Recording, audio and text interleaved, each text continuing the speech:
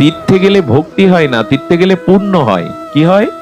কথার দিকে ধ্যান দিন। তীর্থে গেলে কি হয়? পুণ্য হয়। কিন্তু ভক্ত চরণে এলে, ভক্ত চরণ দর্শন হলে ভক্তি হয়। কোথায় পুণ্য আর কোথায় ভক্তি? এই জন্য বলেন,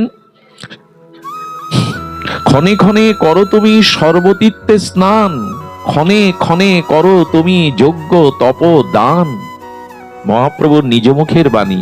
হরিদাস, তোমার চরণেই সকল তীর্থ, আর তুমি ক্ষণে ক্ষণে, যারা ভগবানের প্রিয় ভক্ত, যারা ভক্তি ধর্মকে আশ্রয় করে, গৌর চরণকে আশ্রয় করে ভগবানের দিব্য নাম রূপ লীলায় যাদের হৃদয় প্রবাহবান গঙ্গার মতোই ভক্তিস্রোত বইছে, তারা ক্ষণে ক্ষণে কি করে? যজ্ঞ তপ দান।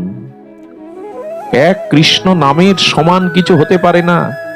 অপরাধ নেবেন না, খুব সতর্ক হয়ে শুনুন। 10,000 অশ্বমেধ যজ্ঞ করলে যে ফল হয়, এক কৃষ্ণ নামে সেই ফল হয়, এই ব্যাখ্যা যদি কোনো পাঠক দেয়, তিনি নামের চরণে অপরাধী হয়ে যাবেন। অশ্বমেধ যজ্ঞ রঘুপতি রামচন্দ্র করতে পেরেছিলেন, আর কেউ?